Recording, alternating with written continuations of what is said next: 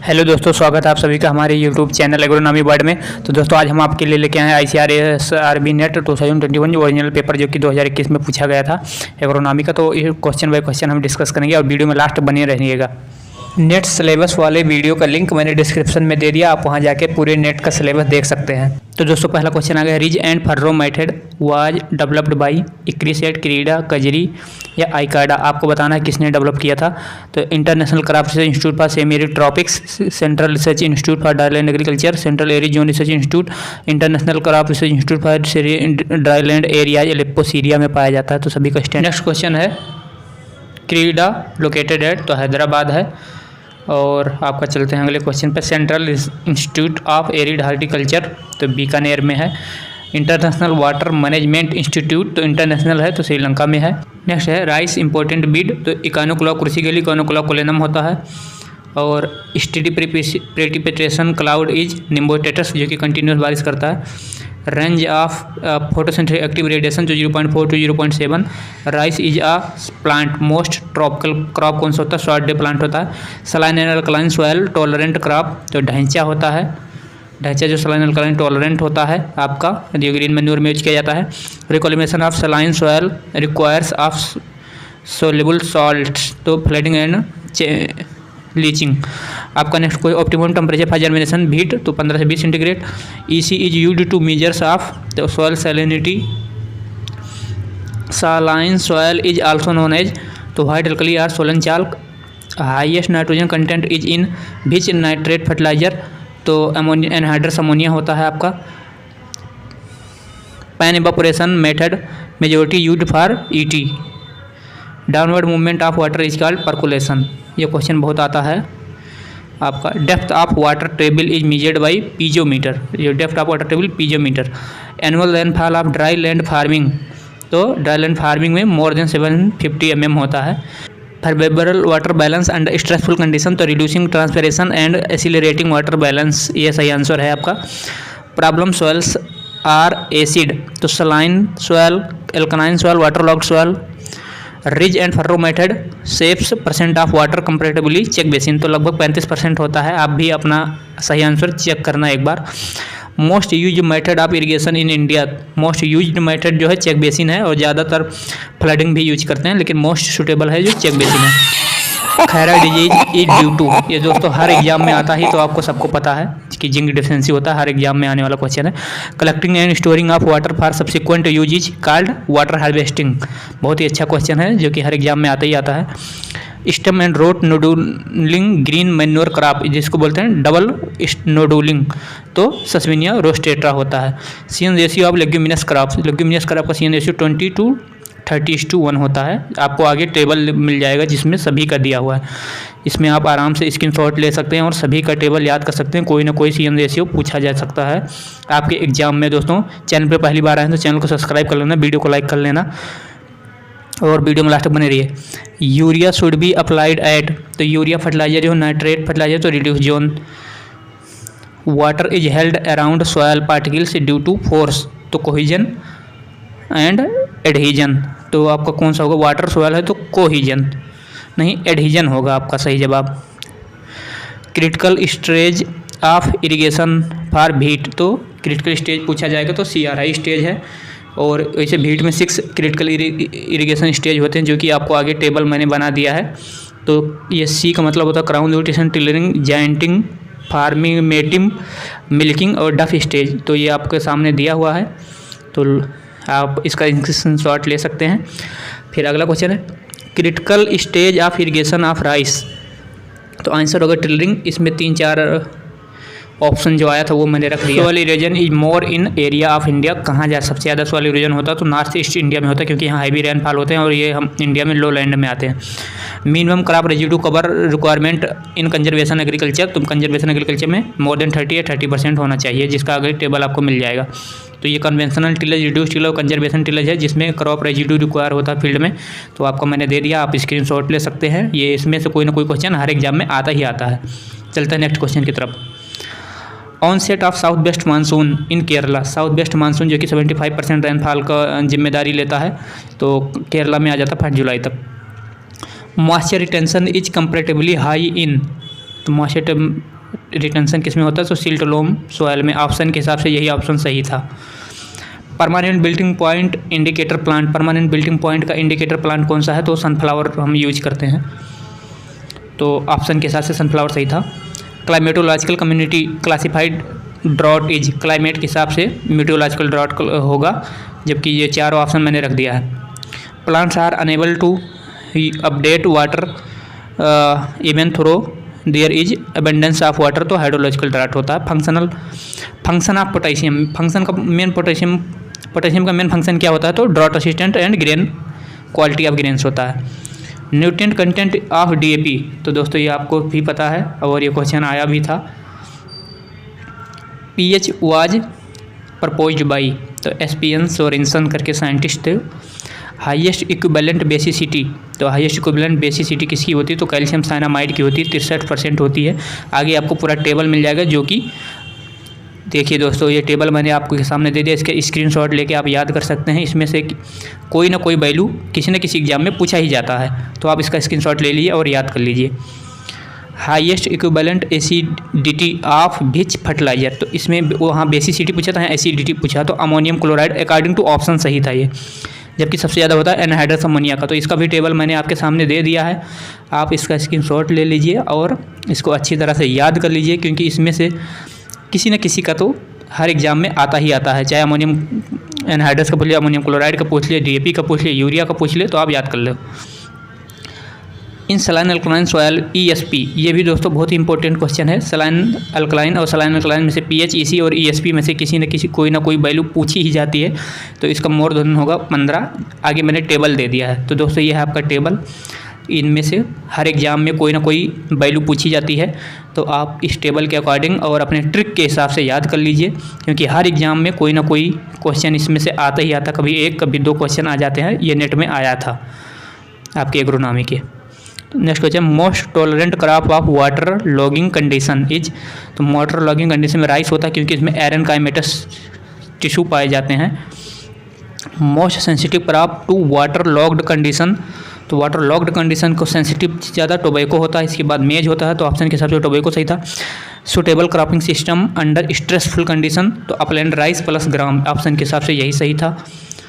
240 is commonly used for broad leaved weed, जिसको हम dicot Beed बोलते हैं, उसके लिए हम 240 यूज करते हैं। नॉन सेलेक्टिव ट्रांसलोकेटेड हर्बिसाइड, तो ऑप्शन के हिसाब से ग्लाइफोसेट सही था, जो कि सबसे अच्छा एग्जाम्पल है नॉन सेलेक्टिव ट्रांसलोकेटेड का। Recommended fertilizer dose of hybrid maize, ये पूछा गया था दोस्तों, तो 120-60-40 kg NPK per hectare. Suitable cropping system for best land management with marginal fertility, तो इसका हमारे हिसाब से सिल्विक कल्चर होगा। आपके सामने ऑप्शन है, आप देख लेना। Fruit of mustard is called siliqua, mustard के फ्रूट को सिलिकुआ कहते हैं, ये क्वेश्चन आया था आपके नेट में। इरोजन परमिटिंग क्रॉप, हाँ दोस्तों ये ऑप्शन के हिसाब से मेज सही है। इरोजन परमिटिंग क्रॉप मेज होते हैं, इरोजन रेसिस्टेंट होते हैं उर्दबीन आपका। Split plot design for treatments with more description, तो इसमें आपको चूज करना मेन प्लॉट होता है कि सब प्लॉट होता है, ये दोनों ऑप्शन मैंने दे दिया। Next question, split plot design for treatment requires more area, तो मेन प्लॉट होता है, इसमें आपका मेन प्लॉट में ज़्यादा एरिया होता है। नेक्स्ट क्वेश्चन था 1 hectare metre equal to how many metre cubes of water, तो 10,000। नाइट्रोजन डिफिशियंसी सिम्टम अकर्स, दोस्तों ये क्वेश्चन आया था कि नाइट्रोजन के डिफिशियंसी सिम्टम किस पत्तियों पे आते हैं, तो जो कमी के लक्षण सबसे पहले ओल्डर या पुरानी पत्तियों पे दिखाई देते हैं, जिसका आपको मैंने टेबल दे दिया है। तो इसमें NPK मागे मोर इन 5 न्यूट्रिएंट का ओल्डर लीफ पे आता है, पुरानी पत्तियों पे, जिंक का मिडिल पत्तियों पे आता है, और सल्फर आयरन मैंगनीज कॉपर का नई पत्तियों पे आता है, कैल्शियम और बोरान का टर्मिनल बड पे आता है।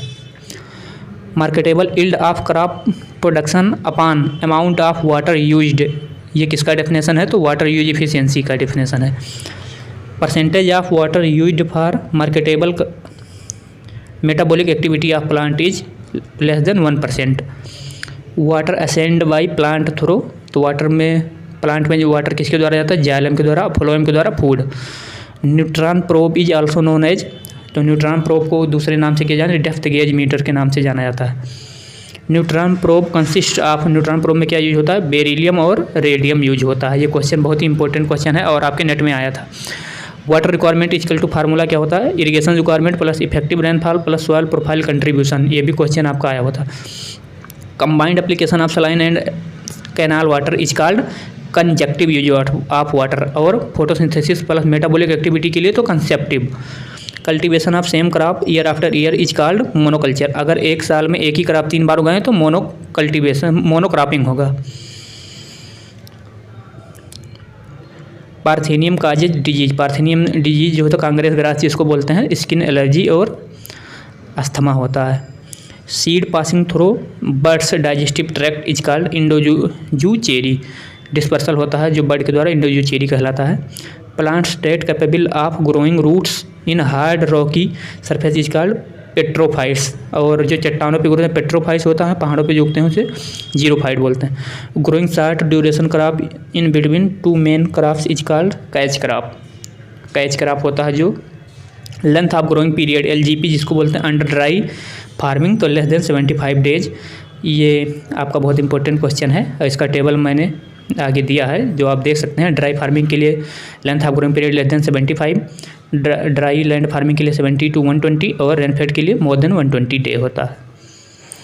रेनफेड को वर्षा आधारित या बरानी खेती कहते हैं। दोस्तों चलिए आगे बढ़ते हैं। Nematode problems are less in, तो हम अगर फ्लडिंग कर देंगे तो वहाँ निमेटोड प्रॉब्लम कम हो जाती है अगर हम वाटर लॉक कर देंगे। ओरिजिन ऑफ मेज, तो ये पूछा था क्वेश्चन आपका सेंट्रल अमेरिका मैक्सिको, तो दोस्तों वीडियो में लास्ट तक बने रहिएगा, क्वेश्चन आपके हैं अच्छे। तो अगला क्वेश्चन है nutrient use efficiency of rice, ये क्वेश्चन आया था। Nutrient use efficiency of rice 40%। Liquid used in weighing lysimeter, तो जिंक सल्फेट, जिंक क्लोराइड और मैग्नीशियम सल्फेट। तो दोस्तों बहुत टफ क्वेश्चन था और अच्छा क्वेश्चन था, तो इसका होगा zinc sulphate. Saline tolerant variety of rice, तो बहुत सारी वैरायटियाँ हैं जिसका नाम आप बताओगे और आप खोजोगे। Water holding at field capacity of loam soil, तो water holding field capacity of, तो ये आपका एग्रोनॉमी बुक रेडी में एक टेबल है उससे उठाया गया था। कोरिलेशन कोफिशिएंट वैल्यू, तो कोरिलेशन कोफिशिएंट का -1 to +1 होता है, तो ये हर एग्जाम में आता ही आता है कोरिलेशन कोफिशिएंट का वैल्यू। स्प्लिट पोर्ट डिज़ाइन का डिग्री ऑफ फ्रीडम का एरर पूछा था, न्यूमेरिकल था, तो आप एक बार सभी डिज़ाइन का आप न्यूमेरिकल देख लेना, डिग्री ऑफ फ्रीडम निकालना कैसे।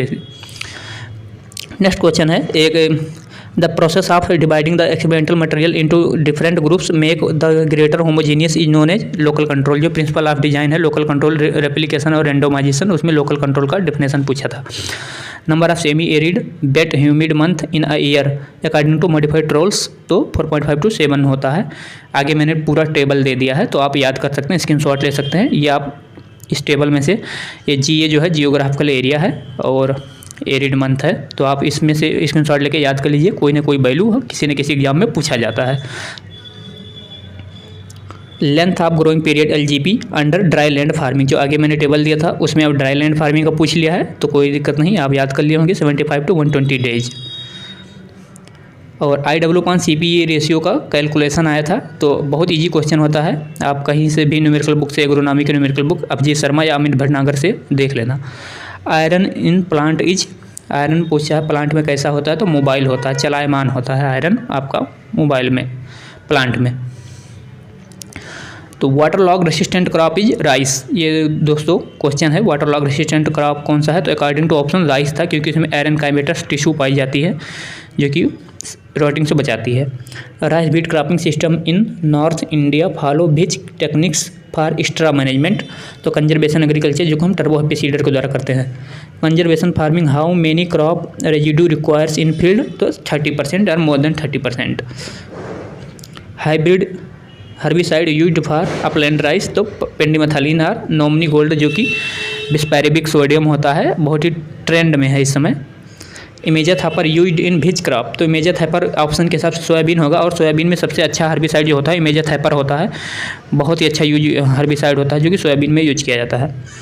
Example of non monetary inputs are, बिना किसी कास्ट के कौन सा इनपुट होता है, तो ऑप्टिमम टाइम ऑफ सोइंग, ये क्वेश्चन बहुत ही अच्छा क्वेश्चन था।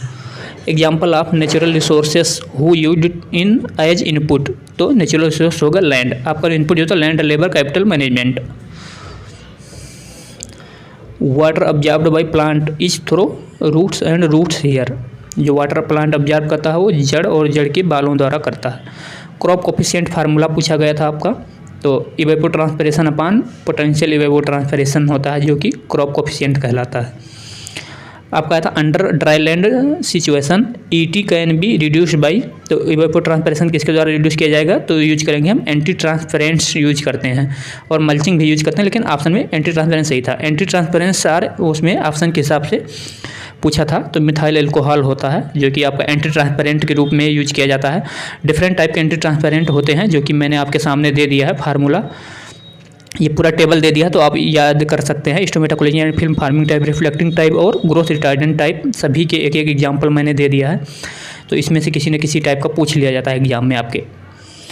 Water held between field capacity and permanent wilting point is called, तो आपका अवेलेबल वाटर होता है -33 से -15 बार के बीच में जो होता है वो आपका अवेलेबल वाटर होता है। Soiling and shrinkage property of soil in किसके सबसे ज़्यादा होता है, तो बर्टी सॉइल यानी ब्लैक सॉइल का होता है। सॉइलिंग एंड श्रिंकेज कैपेसिटी सबसे ज़्यादा होती है। If moisture tension increases the availability of nutrients is decreases, क्योंकि जब सॉइल में न्यूट्रिएंट नहीं रहेगा, नमी नहीं रहेगा, तो soil tolerant crop according to option barley आपका सही था। अगर ऑप्शन के हिसाब से आपको देखना है, बार्ले, सोरगम और कॉटन ये तीनों होते हैं। एसिड फार्मिंग फर्टिलाइजर, तो एसिड सॉइल में कौन सा फर्टिलाइजर जो एसिडिटी कॉज करता है, अम्लीयता बढ़ाता है, तो अमोनियम फर्टिलाइजर जो होते हैं वो सॉइल में अम्लीयता बढ़ाते हैं। सीड रेट ऑफ हाइब्रिड मेज अंडर इरीगेटेड कंडीशन सिचुएशन, तो 20 से 25 kg होता है हाइब्रिड मेज का सीड रेट आपका। और seed rate of Indian mustard का पूछा गया था दोस्तों, तो इसका 4 to 6 kg पर हेक्टेयर होता है। तो दोस्तों वीडियो कैसा लगा हमें आप कमेंट करके ज़रूर बताइएगा। और तो दोस्तों बहुत मेहनत से मैंने क्वेश्चन तैयार किया है, तो वीडियो में आप पहली बार आए तो चैनल को सब्सक्राइब कर लेना, वीडियो को लाइक जरूर कर लेना। एग्रोनॉमी नेट सिलेबस वाला वीडियो मैंने डिस्क्रिप्शन में उसका लिंक दे। तो दोस्तों मिलते हैं नेक्स्ट और इंटरेस्टिंग वीडियो में इसी तरह के, तब तक के लिए जय हिंद, वंदे मातरम। और आप चैनल सब्सक्राइब जरूर कर लीजिएगा और अपने एग्रोनॉमी के जो दोस्त हैं उनको शेयर जरूर कर दीजिएगा।